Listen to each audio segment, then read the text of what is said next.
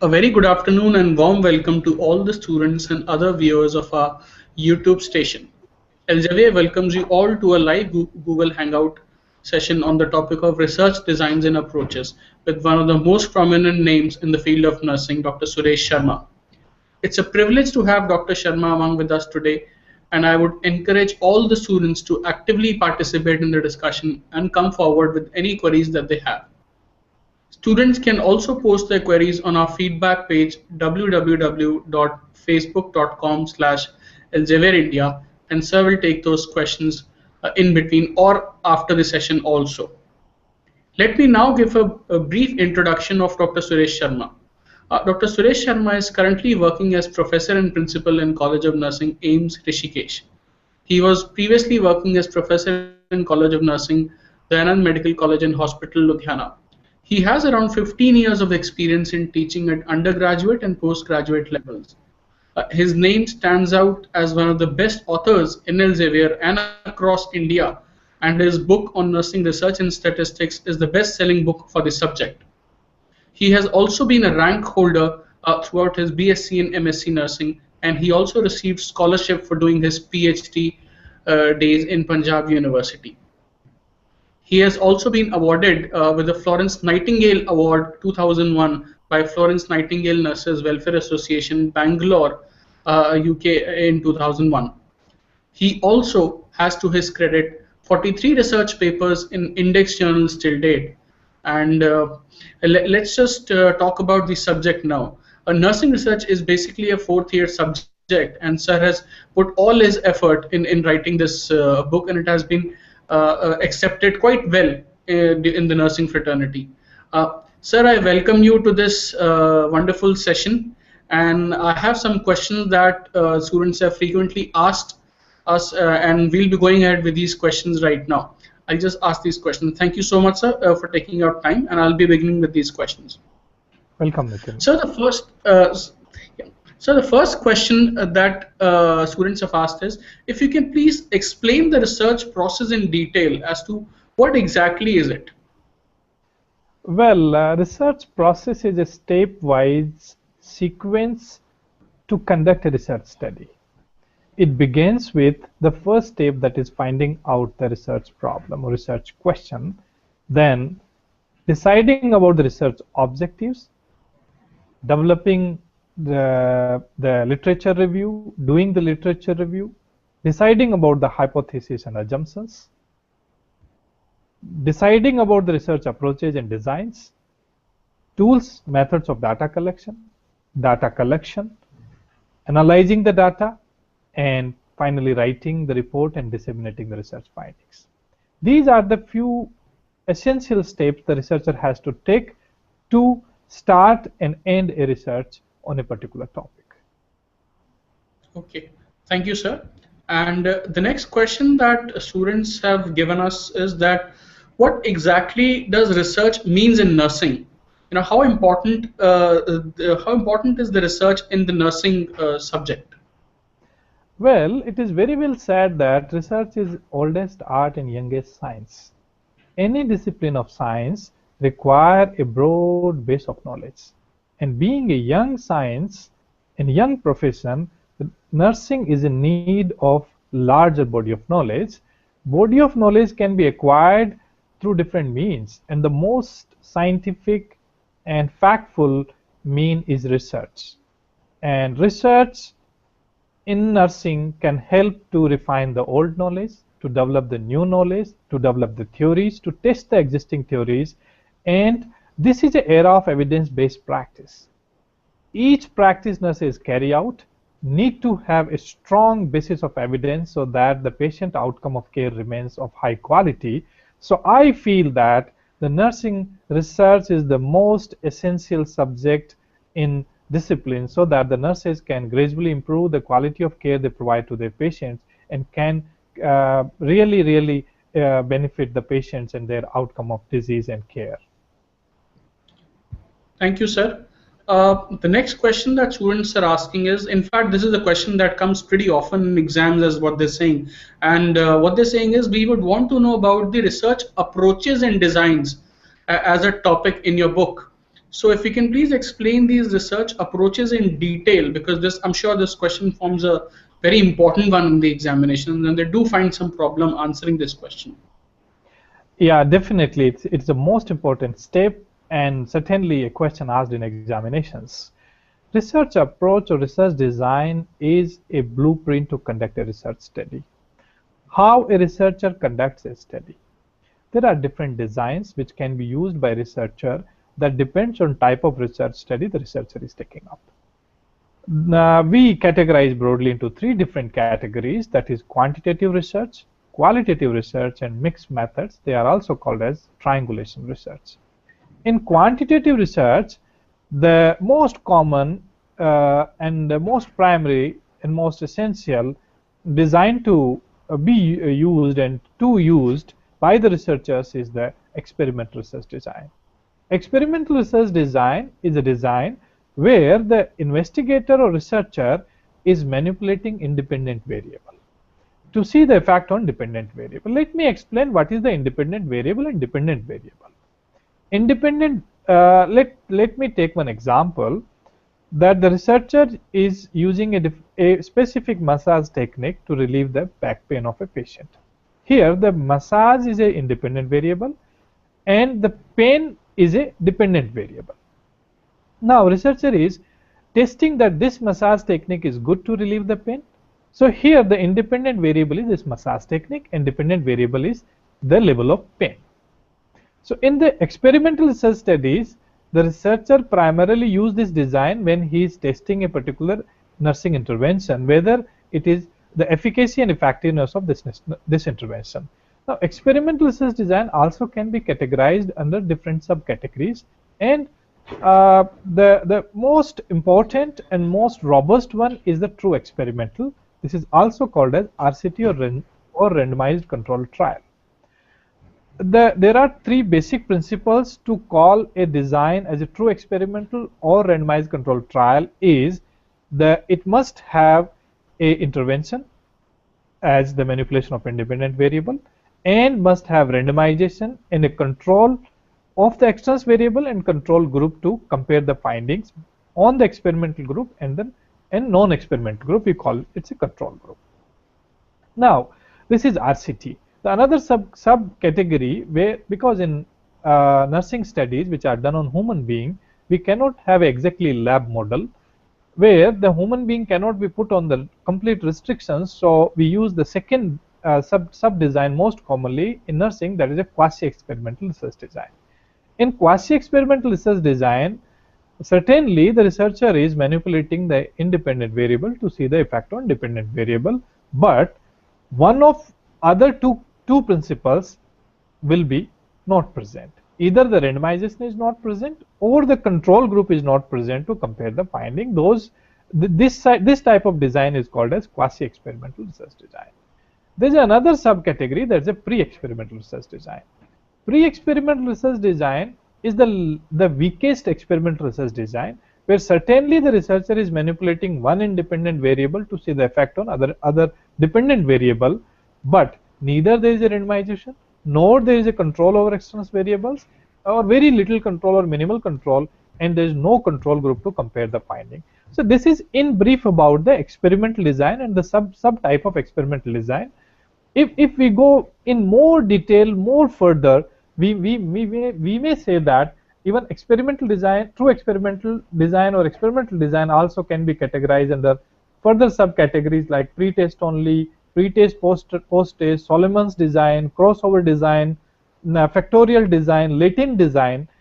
If in detail you would like to see that which design to be used, where the particular design is most suitable and fit, you can refer one of the book which is mentioned by Nitin, is Nursing Research and Statistics, about which I'm talking. You can refer the page number 144, where a brief summary is given, and this chapter describes in detail about these designs. Let me discuss the other second category of the research design, is the non-experimental research design. Nursing, where the beginning researchers, primary researchers cannot take the experimental, because experimental research design is challenging one. Many times they carry out the study on a phenomena or a particular problem which is naturally existing and they would like to study it, then they go for the non-experimental research design. Non-experimental research design may be categorized under different categories. To name, the first one is descriptive design. Descriptive design has three subcategories: univariate descriptive, exploratory descriptive, and comparative descriptive. Univariate descriptive design is used when a researcher is interested to know the frequency of occurrence of a particular phenomena. For example, a researcher is interested that how many patients are developing bed sore in a one orthopedic unit. Researcher will use the univariate descriptive design. Now, if the researcher is interested to know the why these patients are developing the bed sore, then he will go for exploratory research design.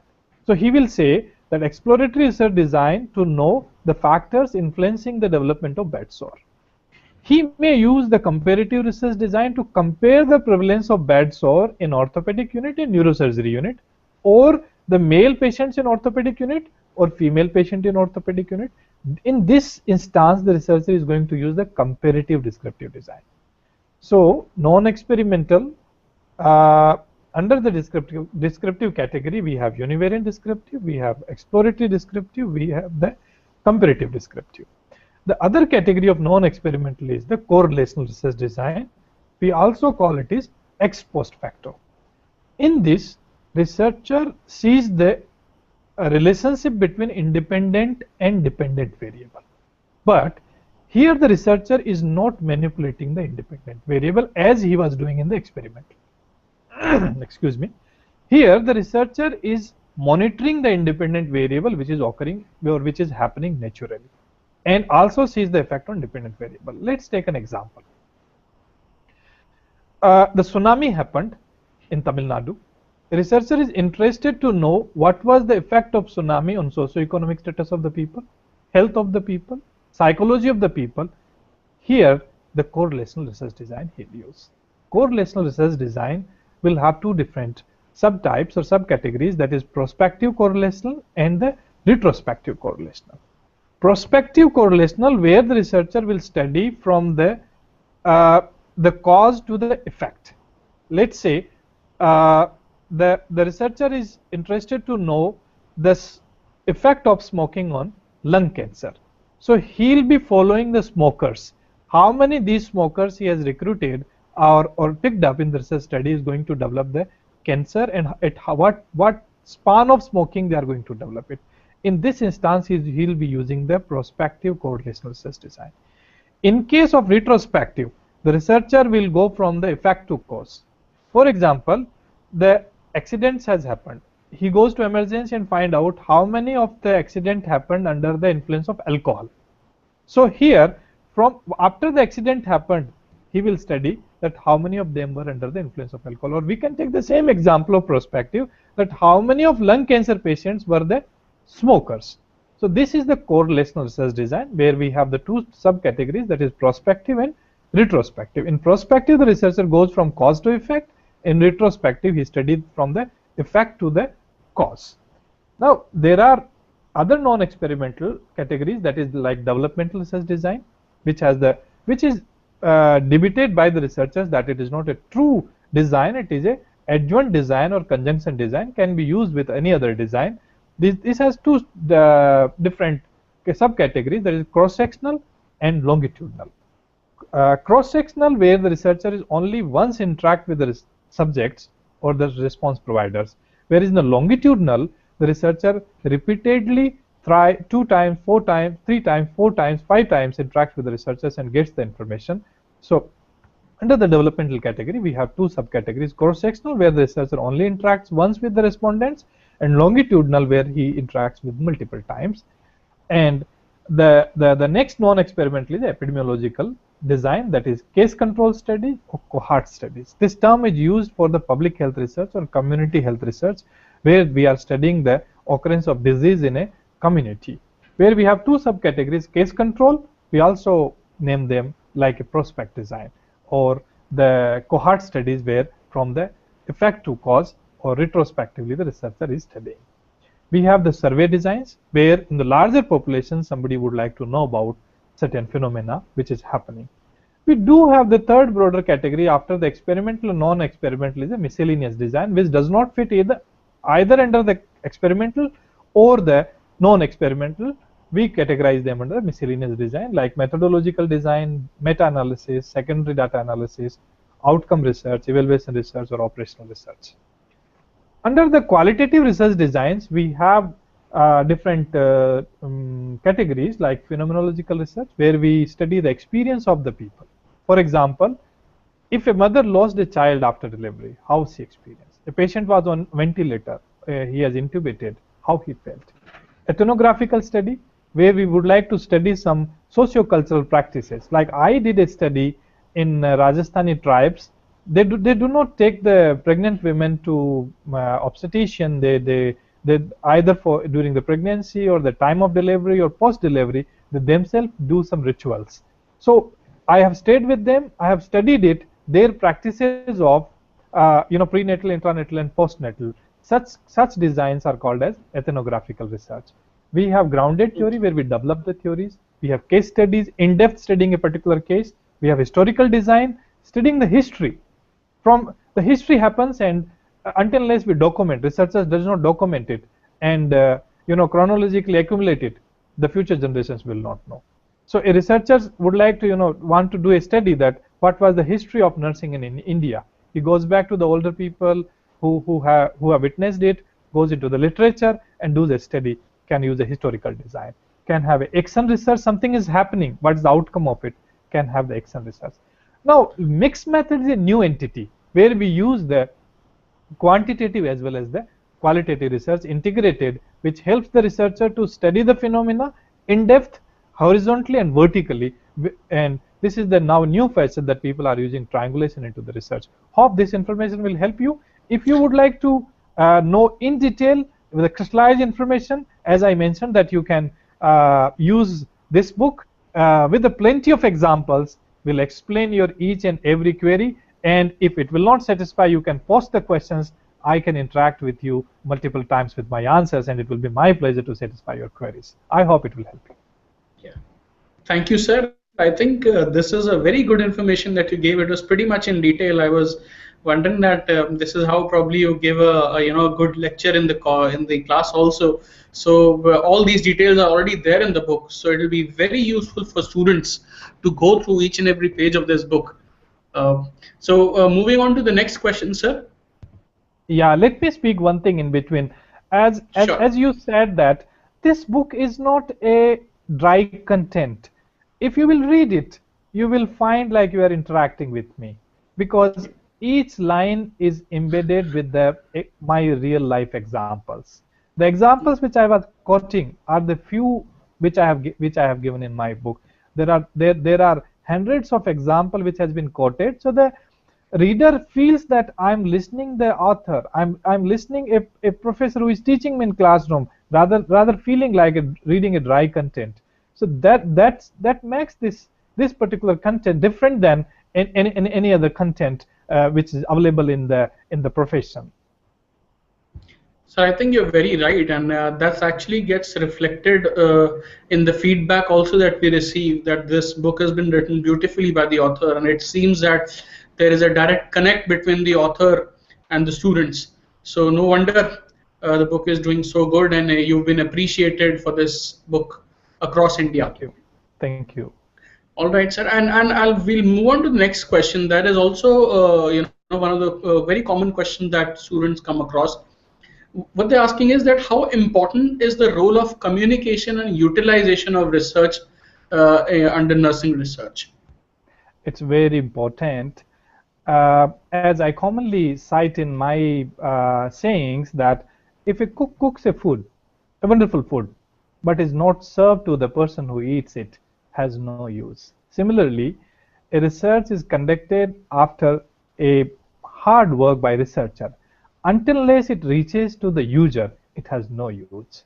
So that's why it is the last but not least and most important step of a research process, that once you have finalized your data analysis, you must write a comprehensive, lucid, appropriate research report and ensure that it reaches to the target people who are going to use these findings through different means, like publishing it into the appropriate journal which reaches to the target people, or going into the conferences, they're disseminating these findings so that it reaches to the people and practitioners who can finally translate into their practice and benefit the people in large, and then the common person can be benefited out of the findings generated after the hard work of a researcher. Most important, most essential step of a research process.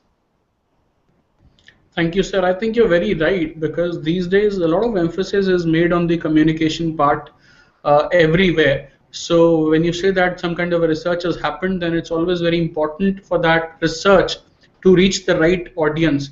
Only then it gives a meaning to the research, as you said. So we move to the next question, sir. Yeah.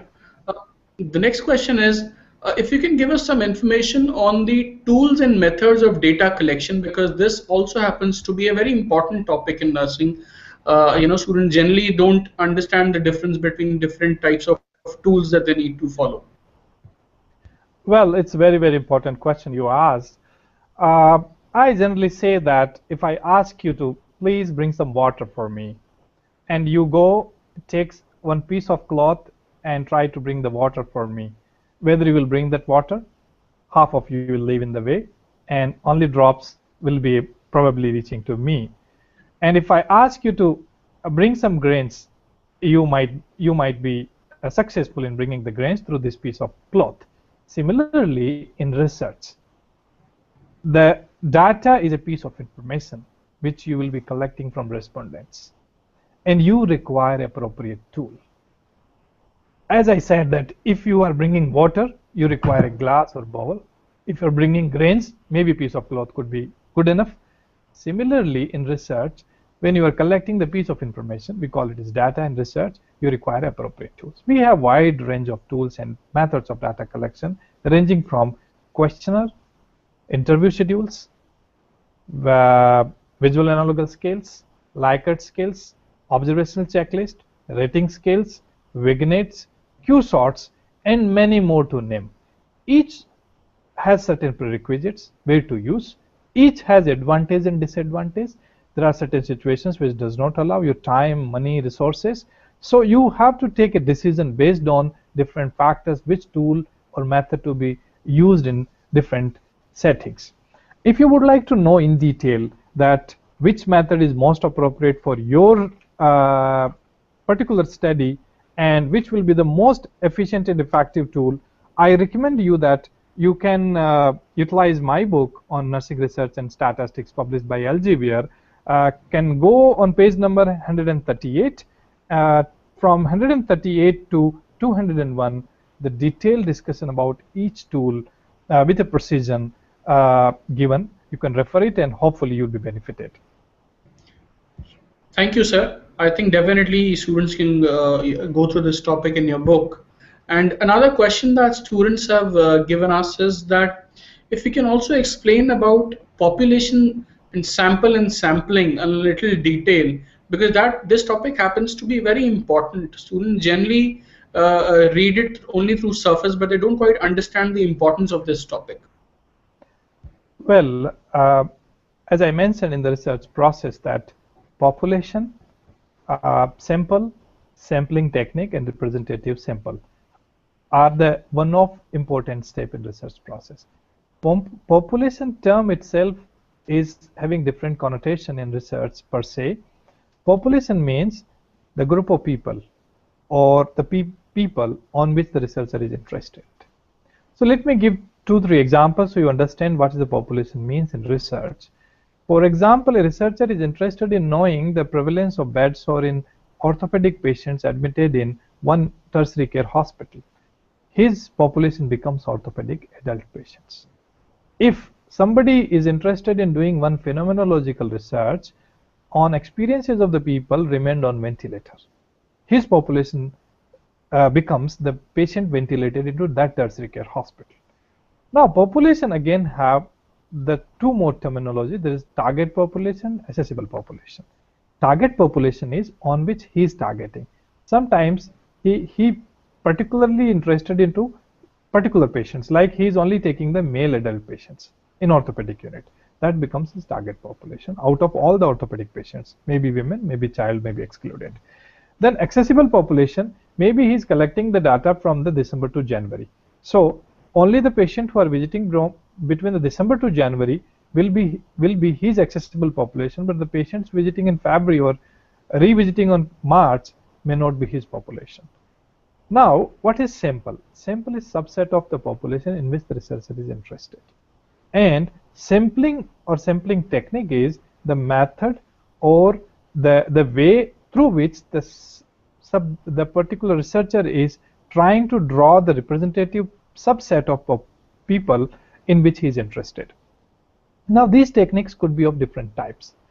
Primarily, we divide them into two different categories, that is probability and non-probability sampling technique. Probability is more robust method, but has certain disadvantages that every researcher is not lucky to use them because of the constraints of money, time, availability of samples, etc. So he go for non-probability.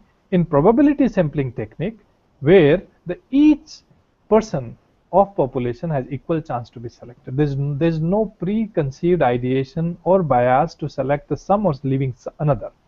Wherein non-probability, researcher has some bias, he intentionally takes some and leaves others. Now there are the common probability sampling techniques most commonly used by researchers is simple random sampling, where there's a group of people available, the researcher just makes a list and just do the flip of the coin or putting the small strips into a bowl and picking a few out of it, and in this way he may use the simple random sampling. And the stratified random sampling, where the population is not homogeneous. If it is homogeneous, researcher can use the simple random sampling. If it is a heterogeneous, then researcher has to use the stratified random sampling, where he divides the total population into different strata, like rich, middle class, and poor, or maybe the urban and rural, or urban suburban rural, and so on. Maybe systematic random sampling, multi-stage cluster sampling if the population is very large, like if you are conducting a study in the Asia or whole world, or US per se, or the few states of US, you have to use the multi-stage cluster sampling. In non-probability, you have the purposive sampling, where researcher has a definite purpose, and convenience, where you will be taking whoever are conveniently available to you. You have quota sampling, which is resembles to the stratified random sampling, but here you are not randomly picking up them after dividing them into subsets. So these are the techniques through which you can pick up the sample. Now sample has to be most representative, then only you can generalize the finding. Otherwise, this information will be only useful for that particular subset which you have drawn, but not per se to the complete population from the sample came, until your sample is representative. Now another thing is how much sample you have drawn. Sample size is again very, very important. If your sample size is not adequate, then the inferences which you are drawing, the final information which you are drawing may not be correct to the population itself. So there are different methods, there are different techniques to decide how much sample to be drawn. In detail, the different means and methods has been documented in my book, which I have shown you before. You can refer on the relevant page and can search for this. Thank you, sir, for explaining about the population and sample, a very important unit in the book. And as you rightly said, if the right sample is not chosen, the information that comes out of it is also of no use. And moving on to the next question, sir, can you also give us some details on inferential statistics? That is also a chapter that we saw, that students saw in your textbook, sir. Yeah, it will be very, very difficult to explain the inferential statistics in few minutes, but let me put some light. Inferential statistics is one type of statistics where researcher will draw the inferences to generalize the finding on the population which has been computed from the subset or the sample which has been drawn from a particular population. Let's take an example. If a researcher has done a comparative study to see the prevalence of diabetes in rich and poor in Delhi or any other, or New York, or any other state of US or any other country. Here, maybe through the frequency, he is able to see the difference. Maybe 5 people are more seen to be in frequency with diabetes in rich population than the poor one. But whether the same difference can be inferred for the complete population from where the sample has been drawn is true or not. To see that, we use different statistical techniques or tests, which has the large computations if done manually. But nowadays we have different softwares available in the market which can be utilized. The most commonly used is SPSS, where the computations are done quickly and you have the results. Now, interpreting those results is a technique where we have the p-value. We have to see that how much is the p-value, how much is the test value, and there are probability tables through which we can bring the inferences. And if the value comes to be like p-value comes to be less than a pre-decided value, that is 5% confidence interval or the 1% confidence interval, then we can say that this difference which has been seen is truly right for the 95% instance. If we have the confidence interval 1%, then we say the 99% instance. So to generalize the findings which we have computed in our data analysis, we use the inferential statistics. The most commonly used tests are, we have two category tests. We have parametric and non-parametric inferential tests or statistics. Parametric are used when there are certain prerequisites, like you already know about the population parameter. You know that the population is homogeneously distributed, this particular characteristic of population, and the sample which you have drawn is a significant size of sample. In such case, you use the parametric statistics, like t-test, you have z-test, you have ANOVA. If there are more than 2 groups, then you use the ANOVA. If you have multiple variables in more than 2 groups, you go for MANOVA. And you have correlations is the one. Non-parametric, you have the most commonly used test is a chi-square test. You do have the sign test and other non-parametric tests. You can look into even my book, which I have shown you just now, or any other good statistics book, where in detail you can understand about when and how these tests to be used for your data to draw the inferences out of the 2 groups or many groups.